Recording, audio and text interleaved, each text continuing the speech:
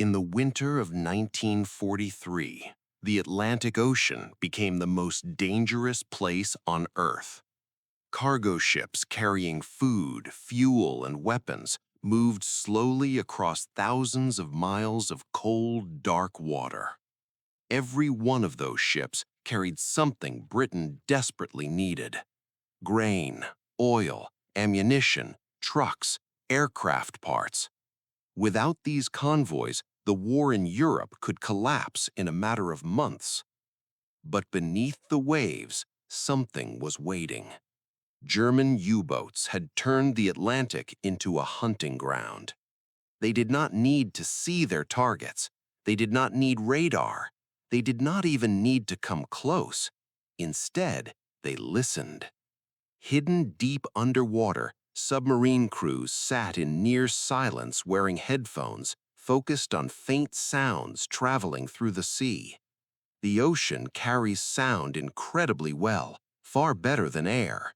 A ship's engines, propellers, and vibrating metal hull produced a unique acoustic signature that could travel for miles. To a trained German hydrophone operator, a convoy didn't sound like distant noise, it sounded like opportunity. Once they detected those sounds, U-boats would slowly move into position, often at night. Then the attack would come. A single torpedo could rip a cargo ship apart in seconds. Sometimes sailors had less than 2 minutes to abandon ship. The Atlantic waters were so cold that survival time was often measured in minutes. Hundreds of ships disappeared this way. Some left behind only floating debris and patches of burning oil. By early 1943, the numbers were terrifying. German submarines were sinking Allied ships faster than factories in America and Britain could replace them. Entire convoys were being scattered or destroyed. Insurance companies refused to cover voyages. Sailors knew every crossing could be their last. Many still went anyway. Historians would later call it the most critical supply battle of the entire war. If the Atlantic routes failed, Britain could starve. Food imports were already tightly rationed. Bread, meat, sugar, butter, everything depended on cargo ships reaching port. And every route those ships took crossed waters patrolled by U-boats. The German Navy called this strategy the wolfpack. Instead of attacking alone, submarines spread across the ocean like a net. When one U-boat detected a convoy, it radioed the others. Soon, a group of submarines would converge, attacking repeatedly through the night. Escorts fought back with depth charges, but the ocean was vast, and the submarines were patient. For the sailors on the surface, the fear was constant. Imagine standing watch on the deck of a cargo ship at 2 a.m. The sky is black. The ocean stretches endlessly in every direction. Somewhere beneath that water could be a submarine crew listening to your ship's engines echo through the sea. And you would never know. Sometimes the first sign of danger was the explosion itself. The Battle of the Atlantic was not fought with dramatic fleet engagements or giant battleships firing across the horizon. It was a silent, invisible struggle, measured in shipping tonnage, missing crews, and empty docks. Merchant sailors faced odds worse than many frontline soldiers. Their ships were slower, poorly armed, often lightly escorted. Many crews were civilians, engineers, radio operators, cooks, deckhands, ordinary people suddenly placed in the center of a technological war beneath the ocean. Convoys tried to defend themselves through numbers. Dozens of ships would travel together, while destroyers and corvettes guarded the perimeter. The idea was simple: more eyes, more guns, more protection. But sound ignored formations. Even when ships stayed dark at night and radio silence was maintained, the noise of propellers and engines still traveled through the water like a beacon. U-boats didn't need to guess where convoys were. They could hear them. Hydrophone operators became some of the most important men inside German submarines. With careful listening, they could determine direction, distance, even the number of ships. Experienced operators could tell whether they were hearing a destroyer escort or a slow merchant freighter. Sometimes they could detect a convoy long before anyone on the surface suspected danger. And once a submarine had that information, the hunt began. The Allies threw everything they could at the problem: new radar systems, more escort ships, air patrols from long-range bombers, code-breaking operations trying to track U-boat communications. Scientists and engineers searched for ways to reduce the advantage submarines had underwater. But there was a fundamental problem. Ships are loud. A massive steel vessel pushing thousands of tons through the ocean cannot move quietly. Engines vibrate, propellers churn, cavitation bubbles collapse with tiny bursts of noise that spread through water like whispers in a cathedral. To a hydrophone operator, a convoy wasn't just audible, it was obvious. This reality made every Atlantic crossing a race against time. The longer a convoy stayed at sea, the higher the chances a submarine somewhere would hear it. Yet despite all the experts studying the problem, despite the engineers and naval strategists working round the clock, the solution to one part of this deadly puzzle would come from someone nobody expected. Not an admiral, not a scientist, not an engineer designing secret equipment in a laboratory. Instead, on one of those vulnerable merchant ships crossing the Atlantic, a man working far from the bridge and far from the engine room began to notice something unusual. He wasn't trained in naval warfare. He wasn't part of any research team. Most of the crew barely thought about his job unless it was mealtime. He was the ship's cook. And the small observation he made, something so simple that experts had overlooked, would eventually lead to an idea many officers initially dismissed as ridiculous. But in war, the difference between a crazy idea and a brilliant one is often tested only one way: out there, in the dark Atlantic, with submarines listening. Deep beneath the surface of the Atlantic, war often sounded like nothing more than faint vibrations traveling through cold water. Inside a German submarine, the hydrophone room was one of the quietest places on the entire vessel. Lights were dim. Machinery nearby was kept to a minimum. Men spoke in whispers. Every unnecessary sound could interfere with what the operator was trying to hear. A trained hydrophone operator sat with heavy headphones pressed against his ears, slowly turning a control wheel that rotated sensors mounted along the submarine's hull. He wasn't looking at the ocean, he was listening to it. At first, there might be only silence. Then, somewhere far away, a faint rhythmic pulse would appear, a distant thumping repeating again and again. To an untrained ear, it might sound meaningless, but to someone experienced, it revealed everything. That rhythm could be propellers. And propellers meant ships. Sound moves through seawater more than 4 times faster than it does through air. It also travels much farther. Under the right conditions, a loud ship could be heard from dozens of kilometers away. Temperature layers in the ocean could bend sound waves, sometimes carrying them even farther than expected. Submarine crews depended on this invisible advantage. If they surfaced, they risked being spotted. If they used active sonar, they revealed their position. But hydrophones were passive, silent, undetectable. The submarine could remain hidden while the ocean itself carried information directly to their ears. Operators learned to recognize patterns. A fast escort destroyer had a sharper, faster propeller rhythm. A large cargo ship sounded heavier and slower. Multiple ships together created overlapping pulses that blended into a steady mechanical roar in the distance. To the Germans hunting convoys, that sound meant targets, supplies, and strategic victory. Sometimes they could even estimate the size of the convoy. One ship sounded like a slow heartbeat in the ocean.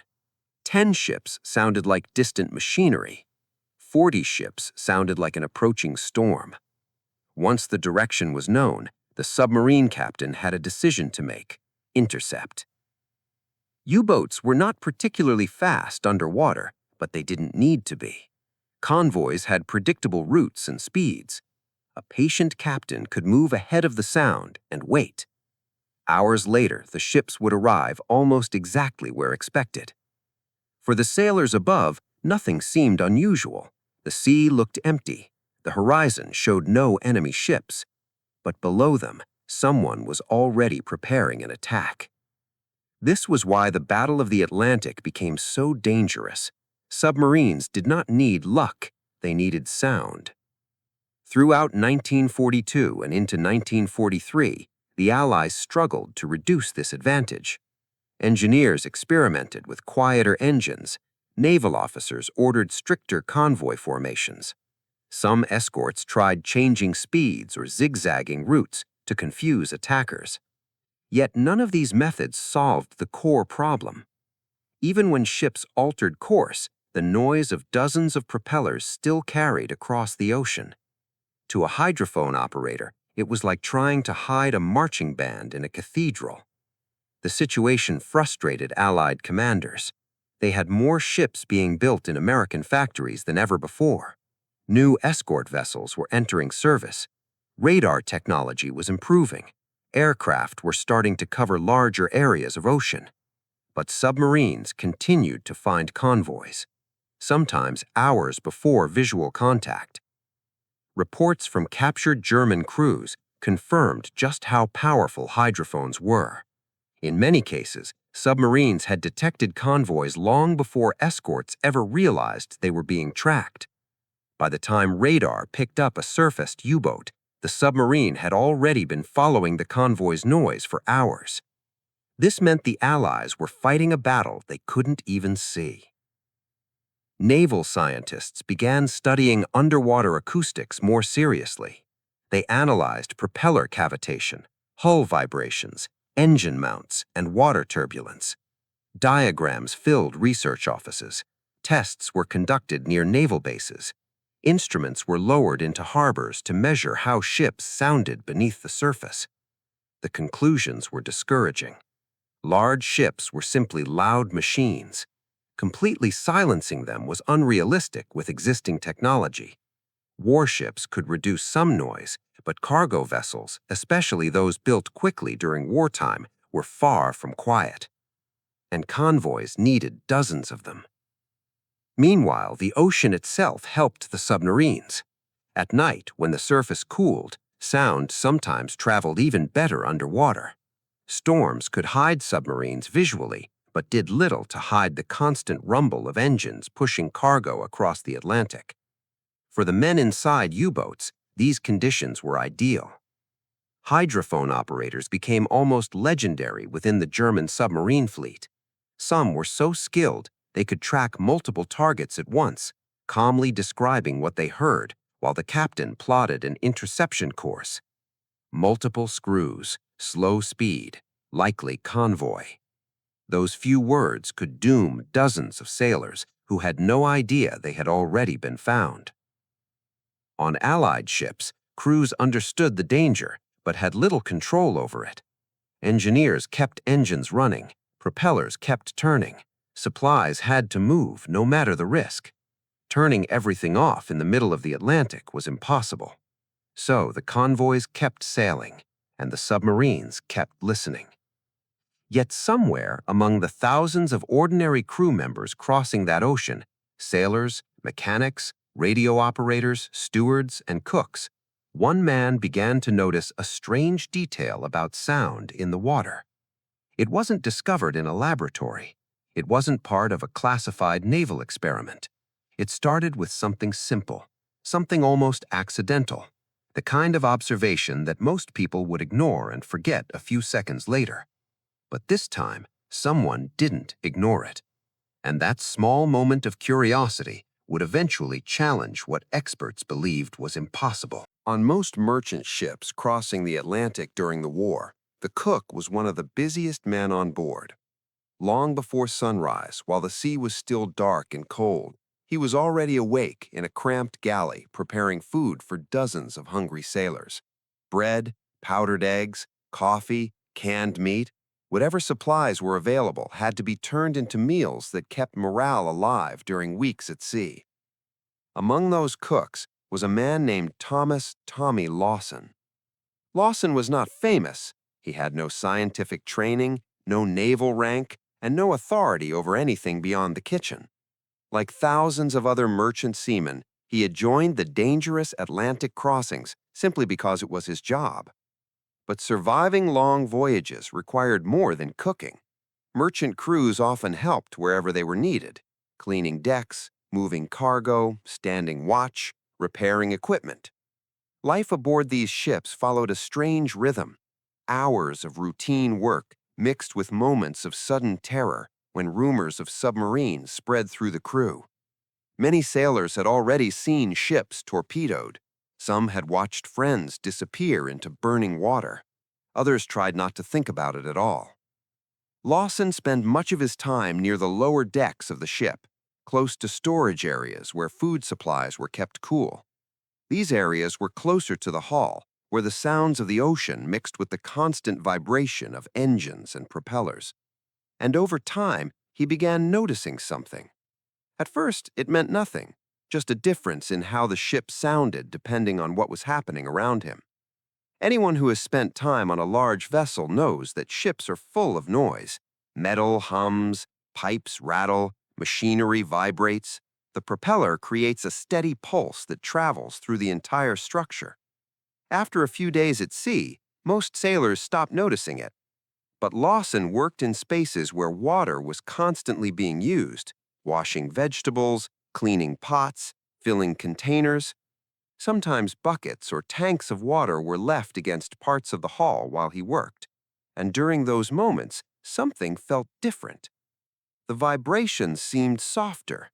The harsh mechanical echo of the propeller didn't travel the same way through the metal when water-filled containers were pressed against certain areas. The sound didn't disappear completely, but it changed. It became duller, less sharp. At first, Lawson probably thought very little of it. Ships made all kinds of strange noises depending on cargo, speed, and sea conditions. But the pattern repeated often enough to stick in his mind. Water touching metal changed how the sound behaved. Days turned into weeks at sea. Convoys continued moving through dangerous waters. News traveled between ships about sinkings, submarine sightings, and escorts battling U-boats somewhere beyond the horizon. Everyone on board understood one thing clearly: submarines were finding them. Somewhere underwater, German crews were listening. That fact circulated constantly in conversations among sailors. People talked about hydrophones, about how submarines could hear ships long before seeing them. Some crew members joked nervously about how loud their engines must sound beneath the ocean. For Lawson, those conversations connected with what he had been noticing near the hull. If water affected how sound moved through the metal of the ship, then what did the ship sound like outside in the ocean? It was not a fully formed scientific theory, more like a stubborn question that refused to leave his mind. One day, according to later accounts, Lawson mentioned his observation to other crew members. The reaction was mostly amusement. Sailors were used to strange ideas during long voyages. People speculated about everything, from secret weapons to impossible escape plans if a torpedo hit. A cook claiming to have thoughts about underwater acoustics did not sound particularly convincing. Still, the idea kept growing in Lawson's mind. He started paying closer attention to when the ship sounded loud and when it seemed more muffled. He experimented in small ways while working, placing containers of water against bulkheads, noticing how vibrations traveled through them, listening carefully to the difference. And what he observed seemed consistent. Water seemed to absorb or soften some of the harsher vibrations moving through the metal structure. And if those vibrations were what hydrophones detected, then maybe the ship was broadcasting its position much louder than it needed to. The bold thought slowly formed. What if some of that noise could be reduced? Of course, a single cook could not redesign a cargo ship. He couldn't change the engines or the propeller system. Naval engineers had already studied those problems. But Lawson wasn't thinking about complex machinery. His thinking was much simpler. Ships floated in water, yet large portions of their hulls still allowed vibrations to travel freely into the sea. If something could dampen those vibrations before they spread outward, maybe the sound traveling through the ocean would weaken. To trained experts, this might sound overly simple. Warships had entire engineering teams studying acoustic problems.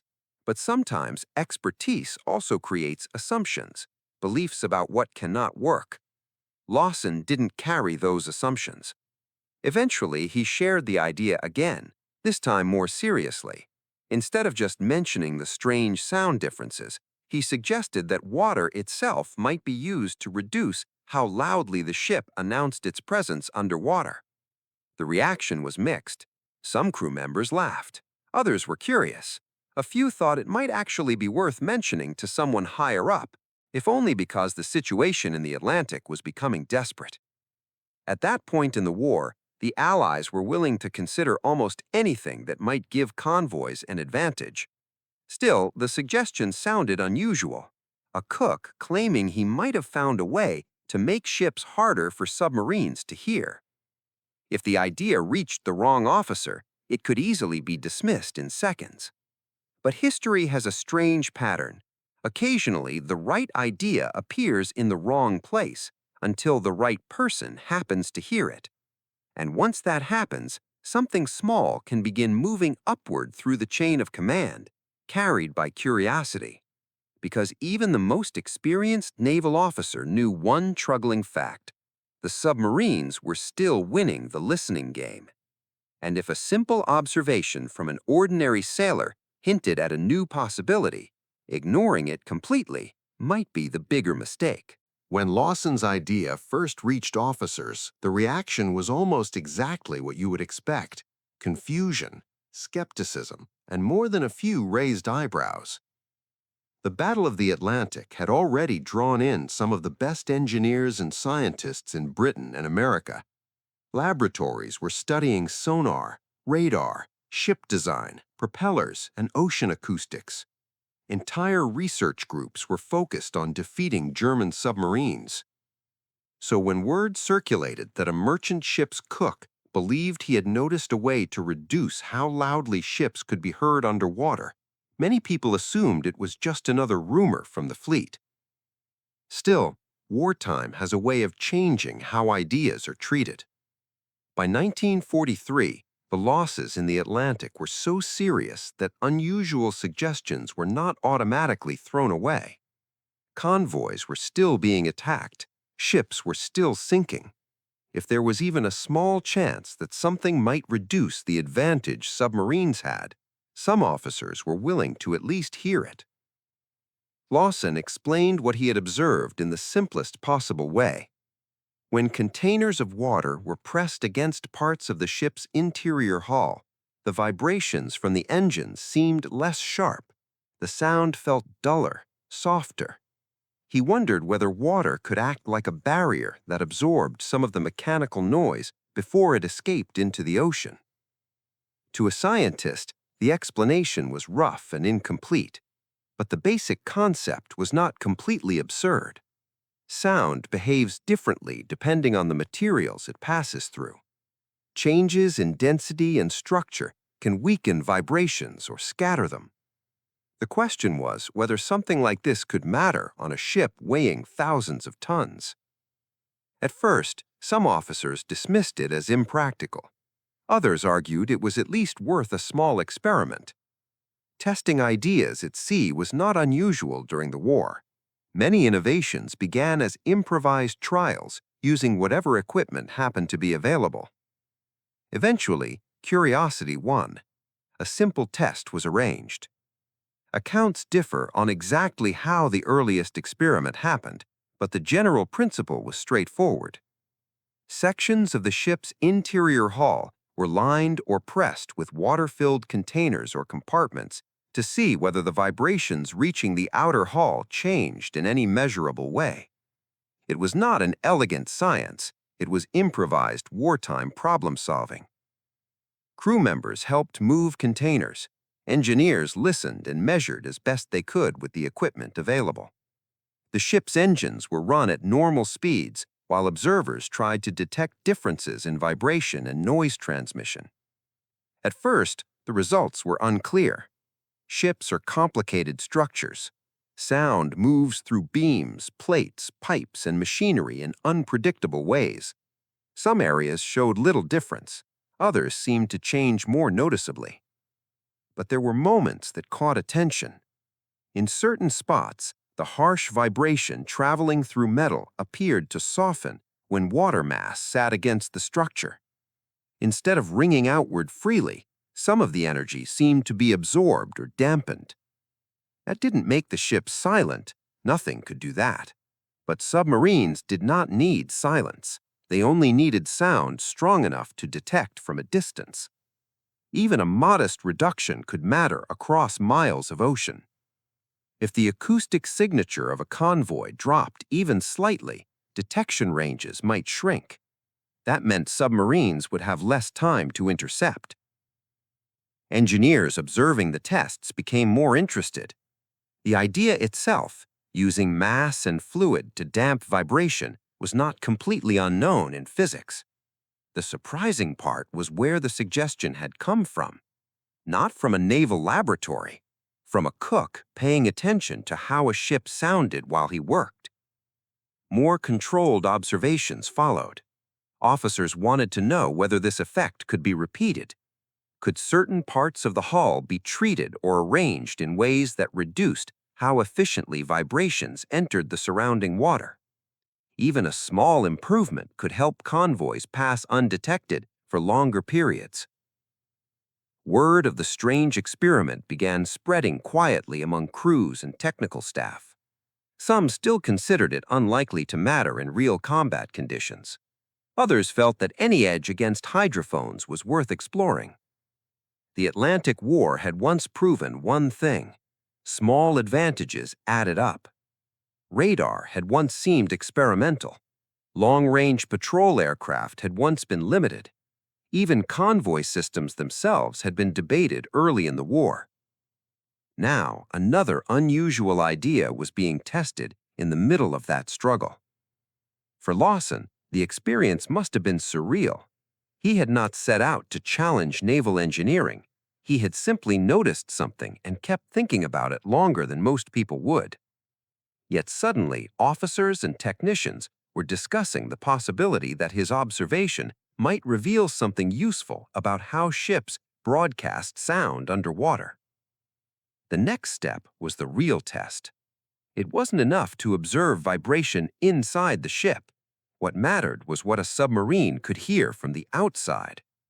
Somewhere out there in the Atlantic were the most sensitive listening devices of the war, German hydrophones operated by experienced crews who had spent years tracking ships by sound alone. If the idea had any real value, it would show up in the only place that mattered, in the silent underwater world where submarines listened for their prey. The real measure of any idea in wartime is simple. Does it work when lives depend on it? Experiments inside a ship could suggest possibilities, but the Atlantic Ocean was the final testing ground. Out there, German submarines were still listening. Hydrophone operators were still tracking convoys through darkness, storms, and thousands of miles of open water. If Lawson's observation meant anything, it had to make a difference where it mattered most, beyond the hull, beneath the sea. Further trials were arranged as ships continued their dangerous crossings. Engineers and officers paid closer attention to how vibration moved through the structure of merchant vessels. In some cases, modifications and temporary adjustments were made that used water mass or similar damping ideas in areas where sound transmission appeared strongest. These were not miracle technologies. They did not transform cargo ships into silent machines. The ocean is far too good at carrying sound for that. But war rarely turns on miracles. It turns on margins. Reports from testing suggested that under certain conditions, changes that dampened vibration could slightly reduce the strength of noise entering the surrounding water. To people outside the submarine war, that might sound insignificant. To a hydrophone operator, it could matter. Submarine detection depended heavily on distance.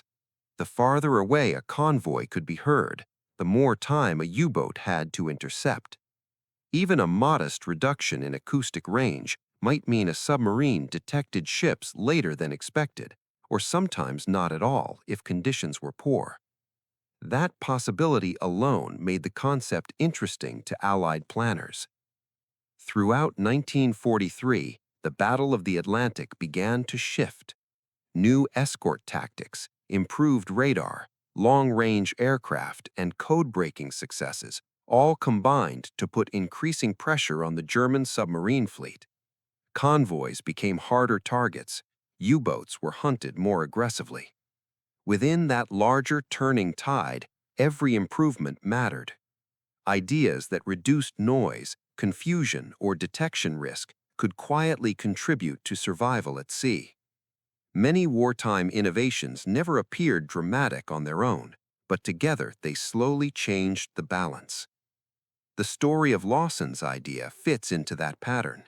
It was not a single invention that suddenly made convoys invisible. History is rarely that simple.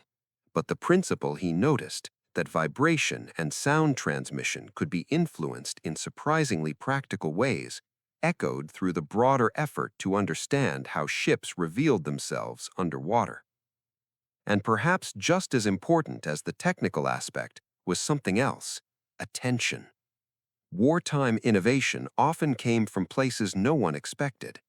Laboratories produced incredible breakthroughs, but so did mechanics, pilots, radio operators, and sailors who spent every day close to the machines and environments experts were trying to understand from a distance.